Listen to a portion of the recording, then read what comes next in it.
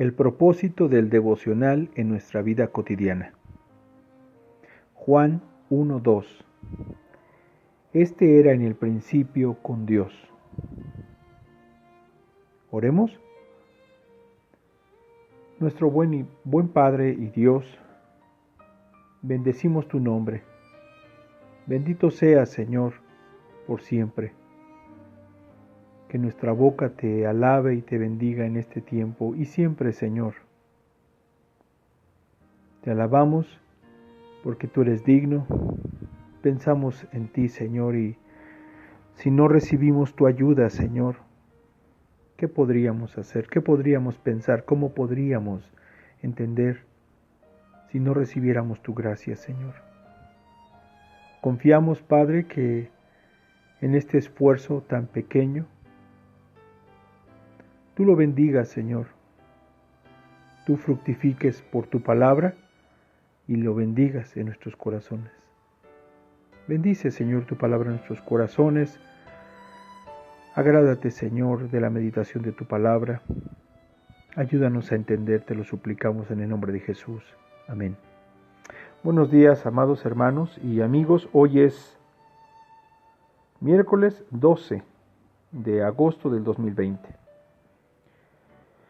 Y nuestro tema proviene en el tema semanal comenzamos a hablar de la vida devocional. El día lunes acerca de el devocional desde el vientre de un pez, que nos ayudó a recordar que la vida devocional debe y puede, ¿verdad?, ser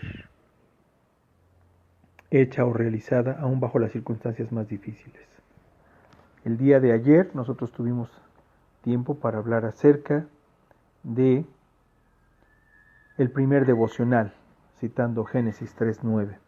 Y hoy el propósito del devocional. ¿Por qué Dios quiere que tengamos devocionales? Las respuestas más sencillas de las que siempre vamos a tener memoria, de primera mano, sería, pues el propósito es para que le conozcamos, el propósito es para tener comunión con Él, cercanía con Él, el propósito es para que nuestras almas sean bendecidas. Esas son las respuestas que claramente, ¿verdad?, manan rápidamente y de forma sencilla. Hemos usado el primer capítulo y los primeros versículos del Evangelio de Juan para hablar acerca del propósito del devocional. En el versículo 1 leemos: en el principio era el verbo, y el verbo era con Dios, y el verbo era Dios. En el versículo 1, la palabra de Dios nos dice que Cristo, el verbo de Dios, tiene una existencia eterna. En el principio era el verbo. Esta existencia eterna del Hijo le confiere uno de los atributos de la divinidad. Pero también en ese mismo versículo dice que en el principio era el verbo, dice, y el verbo era con Dios. Otra de las traducciones era, y en el principio era el verbo, y el verbo estaba cara a cara con Dios. Esta segunda frase, o esta segunda parte del versículo 1, nos muestra que Cristo es una persona distinta al Padre. Está cara a cara con Dios, pero no es el Padre, es el Hijo. Es la segunda persona de la Trinidad y está mostrado en este pasaje, está definido claramente en este pasaje como otra persona. Tiene una relación entrañable, perfecta con el Padre, completa, una relación donde no solamente es un aspecto intelectual, un aspecto de inteligencia, un aspecto de emociones y un aspecto de voluntad, lo cual confiere otra característica a Jesucristo, que es una persona diferente al Padre, pero también tenemos en esta frase, estaba cara a cara con Dios, implica el hecho de que esta relación con el Padre confiere al Hijo, otra vez, la capacidad de una persona distinta, pero al mismo tiempo de una persona completamente, enteramente, perfectamente relacionada con el Padre. Permítame dar un ejemplo. Entre usted y la persona más allegada a usted, hay una relación entrañable, pero no completa. Hay cosas en mí y en usted que nosotros no diríamos a nuestros amados hermanos, incluso a nuestras esposas, o en el caso de nuestra esposa, ¿verdad? Y las esposas a los esposos o a nuestros hijos. Hay cosas que no podríamos decir a causa generalmente de pecado, pero en Cristo y Dios, en Cristo y el Padre, no hay una, una relación obscura, perversa, oculta, completamente, enteramente, perfectamente estrecha. El Padre conoce al Hijo y el Hijo conoce perfectamente, estrechamente, perfectamente al Padre. Y esto entonces le confiere una relación tan peculiar, tan única. También el versículo 1 nos deja ver que dice en la última frase, y el Verbo era Dios. Esto significa que Cristo tiene la naturaleza divina. Entonces, estas tres descripciones nos hablan de que Jesucristo es Dios.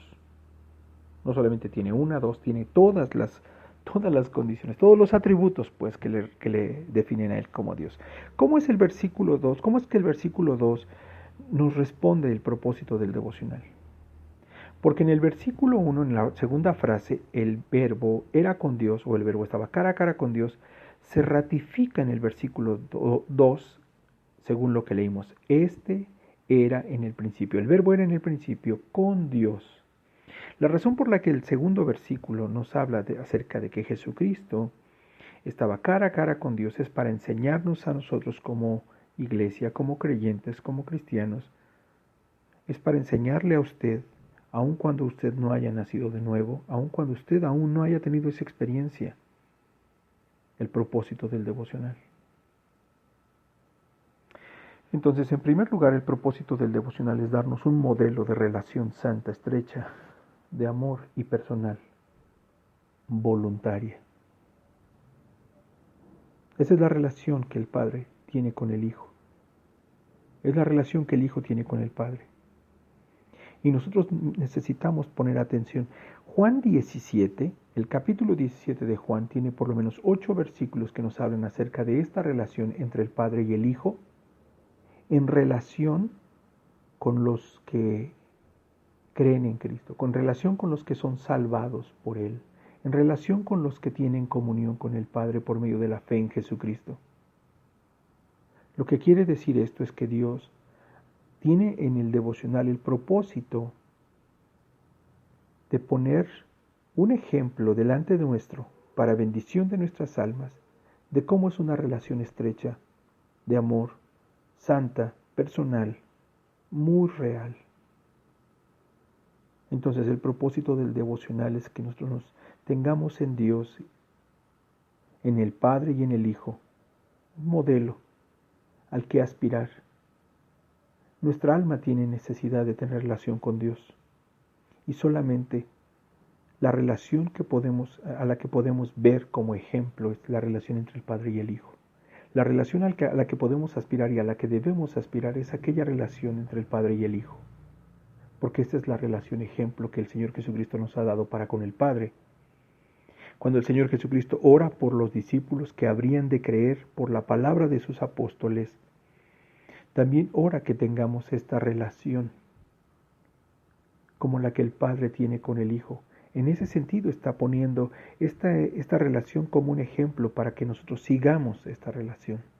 En segundo lugar, el propósito del devocional es afirmar nuestras almas en la fe de Jesucristo, en la verdad de su palabra y en el amor de Dios, el amor que Dios tiene para con nosotros. Lo vuelvo a repetir.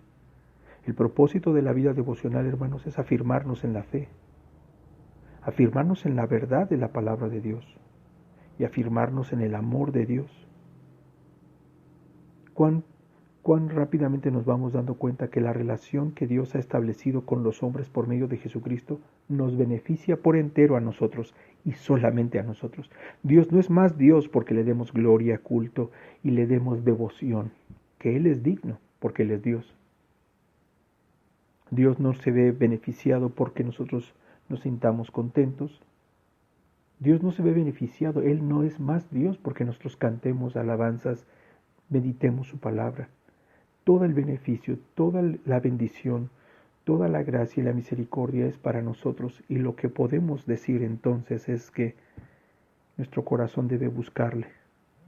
Buscad mi rostro, dice el Salmo. De esto voy a decir a mi alma, buscaré tu rostro voy a buscar, Señor. Sabiendo y siendo conscientes de estas bendiciones y de cómo somos afirmados en la fe de Jesucristo, en la verdad de la palabra de Dios, en el amor de Dios, sabiendo que este es el producto, el proceso y el producto de la vida devocional, nosotros debemos ser afectos en tener una devoción a Dios y amar tener devoción a Él, sin ser infieles en nuestra vida devocional. Y en tercer lugar, el propósito de la vida devocional. El propósito de tener un devocional es librarnos del mal. En primer lugar, librarnos de nosotros mismos. Librarnos también de un mundo moral caído que nos es tropiezo y que nos será de tentación y nos será de estorbo siempre en la carrera que nos lleva hacia Dios por medio de Cristo. Y librarnos del mal también implica el hecho de mantenernos libres y a salvo aún del enemigo de nuestras almas. La vida devocional, hermanos, tiene un propósito. Que conozcamos a Dios. Que conozcamos a Dios por medio de Jesucristo, de forma salvadora, de forma personal y de manera permanente. Hay mucho más que solamente decir que el devocional es para glorificar a Dios. Hay mucho más que conocerle. Hay mucho más que la palabra de Dios nos dice con respecto al propósito de la vida devocional. Y en Cristo tenemos la bendición de conocer todas estas cosas, amarle y glorificarle. ¿Oramos? Bendito Dios, te damos gracias en esta mañana por permitirnos meditar en tu palabra. Bendice tu palabra en nuestros corazones, Señor, que sea comprensible para nosotros. Ayúdanos a comprender, Señor, ayúdanos a entender. Y por medio de tu palabra la necesidad de amarte y de buscarte y de obedecerte. La necesidad que tenemos de esta relación espiritual contigo. Ayúdanos a verla. También a seguirte, Señor. A buscarte y a honrarte. Te pedimos que bendigas la vida devocional en cada creyente y que también provoques, Señor, en cada corazón, aun de los que no te conocen, de forma personal, el deseo, el anhelo, el hambre de tu justicia, de tu persona, de tu gracia, de tu amor. Te lo pedimos en el nombre de Jesucristo, nuestro Señor y Salvador. Amén.